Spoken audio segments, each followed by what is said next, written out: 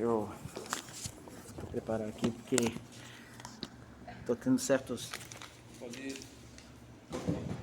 Olá, bom dia. Meu nome é Luciano Anselmo, morador da comunidade Quadrilha do Bandeira. Boa tarde, desculpa. Perdão. Boa noite, já. Sendo bom, boa tarde, boa noite. O importante é estar bem. Alguém se importa de eu abaixar a máscara, porque de tanto falar eu vou acabar cansando. Você importa não, né? Se alguém for contra, só levantar a mão que eu não levanto. Bom, então vamos lá. Eu gostaria de focar principalmente na questão dos seus estudos mesmo, na questão do clima. Vamos lá. E aí, alguém vai segurar não a faixa para a gente dar uma representação? Primeiro eu gostaria de focar, a gente recebe muita crítica por causa da questão do MLB. Só que o que acontece? A gente não conseguiu auxílio com ninguém quis nos apoiar, e a MLB nos apoiou, então a gente tenta representar quem nos representa. Então, vamos lá. Sobre os estudos, falaram sobre muitas questões relativas às mudanças climáticas. As mudanças climáticas existem vários estudos. Se você pesquisar no Google, você encontra na PUC, ONGs internacionais, até a ONU.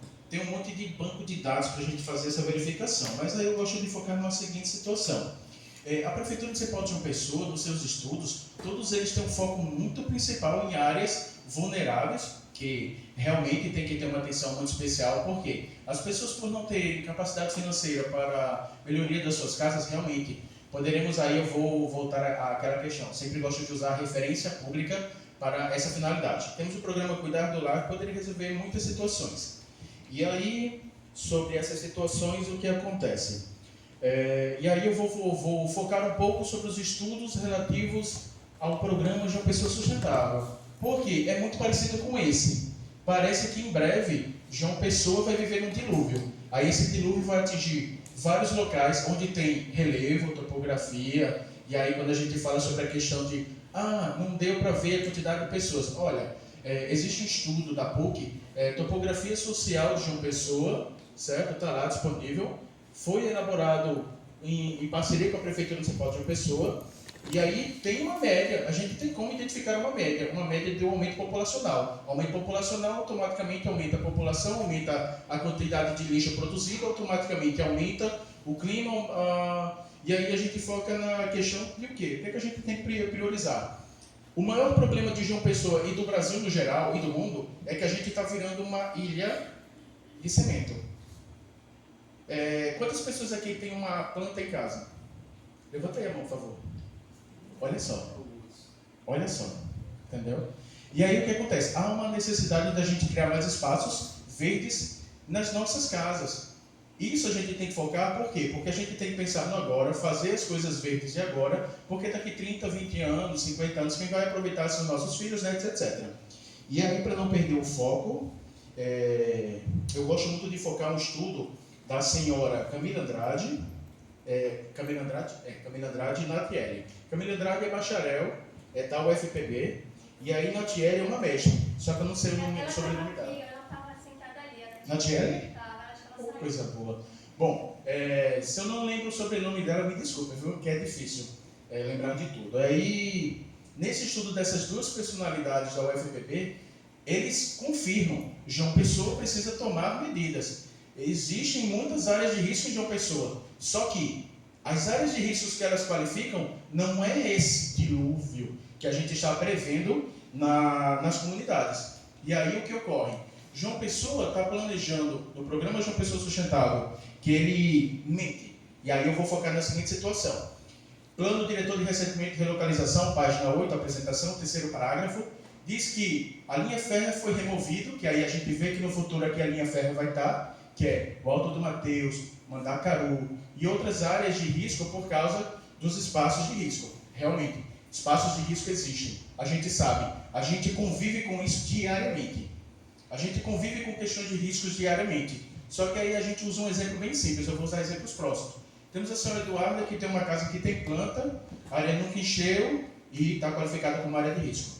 Temos o senhor Ademilton, filho, conhecido como Galego, e a casa dele foi construída por uma empresa de construção. só que ele está em área de risco. Uma futura enchente que vai atingir a rua Adolfo Cine, no espaço de uma galeria, onde tem uma altura exorbitante.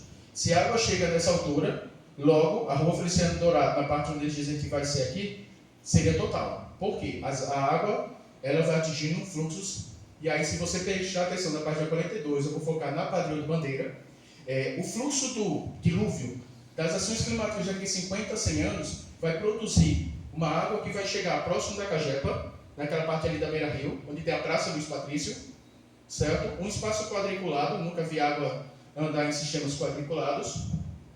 E aí, nesse fluxo de água, esse fluxo pluviométrico, que vai atingir níveis exorbitantes, e aí o que é que vai acontecer, gente? A água, ela escolhe exatamente alguns espaços. A gente sabe que a gente tem que tomar cuidado com o meio ambiente. No entanto, existem situações que parecem que está sendo planejado. Por quê? Nesse estudo mesmo, se houver o fluxo de água como eles qualificam, não tem onde ocorreu a construção no Cabo Branco, Jardim Luna, onde teve aquela elevação da Avenida Beira Rio, e até hoje ainda inunda, ainda chega água a certos níveis que certos veículos não dá para passar. Pois é, ali vai ter que criar um viaduto, porque não vai dar. Os espaços mais próximos do mar e do rio são os espaços que têm maior ou menor, certo? Menor altura de acordo com o nível do mar ou do nível do rio. Todo o rio ele vai para o mar. Aqui em João Pessoa é geral. A maioria dos rios acabam indo ou para a maré ou para o mar. E aí a gente foca nas seguintes situações. Falaram sobre problemas em relação a estruturas. E aí focaram nos espaços, que é onde eu critiquei pra caramba. Quem quiser pesquisar, Luciano Gonçalves Pereira Pinto, site da Transparência, eu faço diversas solicitações, porque eu moro próximo da Expedicionário. Quem conhece o Expedicionário sabe, o Expedicionário é a avenida e o bairro da cratera. O que acontece? Na Pedro II, recentemente abriu aquela cratera que, graças a Deus, ninguém morreu. No entanto, a falta de gestão, a falta de articulação e a falta de interesse por algumas autoridades fazem com que a gente corra risco. Exemplo, na Avenida Pedro II, eu passei mais de 3 meses dizendo ao CEMOB, o buraco vai abrir. O buraco vai abrir. E sinalizaram a Pedro II? Não sinalizaram. E aí, do mesmo modo, acontecem várias outras situações. Aí a gente volta para a questão do programa João Pessoa Sustentável. Por quê? Esse estudo de mudanças climáticas também nos afeta, porque ele diz sobre algumas alterações que eles não prestam atenção em certos focos. Exemplo, a questão do meio ambiente no geral. O homem afeta o meio ambiente, que afeta outros animais, que afeta o meio ambiente no geral. Tudo afeta tudo. Aquele velho efeito borboleta. Então, meu Deus do céu. Desculpa, gente, é porque está dando dorzinha aqui. Acho que é emocional, tem um cálculo renal. Não, pai, porque quando dá essa dor Vamos lá. Aí, deixa eu voltar. Não é porque eu parei mesmo, porque eu já perdi o foco. E aí, sobre a questão do... Bom, gente, aí vamos voltar à questão que a gente falou do expedicionário. E aí, quando a gente avalia sobre as questões onde há certo risco, aí existe uma certa falta de gestão e preocupação com o outro, do cuidado em si no geral, da própria gestão, não só da Prefeitura Municipal de João Pessoa, como do Governo do Estado, como do Governo Federal, porque não existe integrados sistemas de defesa civil que obriguem, por exemplo, não existe nenhuma lei que diga, CEMOB, você tem que sinalizar a via até que a Cagepa vai resolver o problema. CEMOB, você tem que sinalizar a via até que a CENFRA tem que resolver o problema, ou o DENIT, ou o DR, e aí sucessivamente. Então, quando a gente foca na questão de, existem várias áreas que existem certos riscos, e esses riscos são provocados muitas vezes pela falta de interesse das próprias pessoas em analisar seu próprio espaço. Uma cratera, ela não nasceu uma cratera, ela era um buraco. Quer ver um buraco? A Avenida Expedicionário com a Avenida Carneiro da Cunha. Faz 2 semanas que eu solicitei lá e não sinalizaram. É um buraco. Você vê um buraco desse tamanho, gente.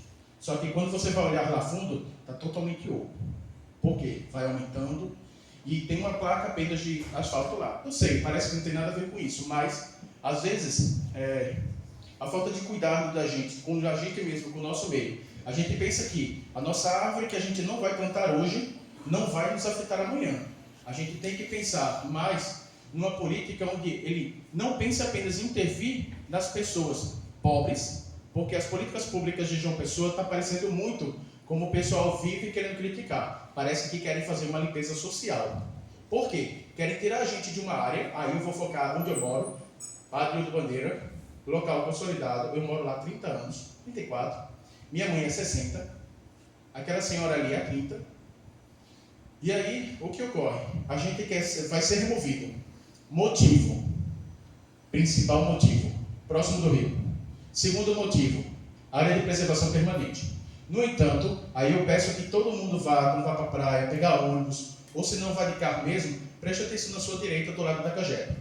Aquela área tem uma vegetação nativa que necessita de preservação, necessita de cuidado, necessita que a SEMAN observe e preste atenção se aquela área é própria para construção, se vai afetar o fluxo do rio, se isso vai afetar futuramente a questão do clima, a questão do aumento pluviométrico. Por quê? Querem tirar a gente porque a gente está próximo do rio. Querem colocar a gente próximo do rio. Entende? Aí não tem nada a ver, tem tudo a ver. Programa de uma pessoa sustentável, como eu vivo criticando, ele é insustentável na sua construção. Primeiro, ele não abriu espaço para o diálogo, não, pelo menos não para mim. Certo? Por mais que em 2013 eu tivesse com diversos problemas, mas eu garanto que se eu soubesse, em 2013, que minha mãe ia ter a dor de cabeça que está tendo hoje, eu estaria lá nas reuniões. E, por exemplo, se eu for debater aqui todas as questões de Natiele, que tem no estudo de Natiele e no TCC de Camilo Andrade, a gente vai passar o dia todinho aqui. E, realmente, o dilúvio de uma pessoa vai acontecer. Mas, no próprio estudo deles, eles qualificam que Miramar, certo? Miramar, ele tanto conta como a conhecida Tito Silva. Tito Silva, quem vai para a praia, é a beira-rio, sentido, e quem vai para a praia. E é o Miramar, quem vai para da beira-rio, sentido centro. Ele qualifica os dois locais como se fossem Miramar, nesses estudos, especificamente. E aí, coloca as questões de área de risco, quem está em barreira. Exemplo, a Tito Silva. Muitas pessoas vão sair porque estão em cima de barreira. Só que tem pessoas lá que não vão sair, estão em cima de barreira. Na Santa Clara tem pessoas que vão sair por causa de uma tubulação chamada Odebrecht, que eles fazem muito alto, você tem que sair por causa da tubulação do Odebrecht. E aí a gente vê, se eu vou ter que sair por causa da tubulação do Odebrecht, por que não tem uma política para dar uma olhada, certo? Eu não tenho certeza, mas há necessidade de verificar escola estadual, Presidente Médici, do lado do UFPB. O Cano passa próximo. É João Goulart agora? Bom, que seja. Mas se for João Goulart ou Presidente Médici, é necessário que vá dar uma olhada. Por quê? Se eu tenho que sair da minha casa, porque eu estou em área de risco por causa da tubulação, ou o Colégio João Goulart ou o Presidente Médici tem que se dar uma atenção para verificar. E aí, perdi o foco geral, mas tudo bem. Bom, até mais, gente. Obrigado a vocês que... Obrigado. Eita, caramba. Vamos lá. Eu acho que Adianta não, quando começa a doer, acho que é melhor a gente cálculo renal.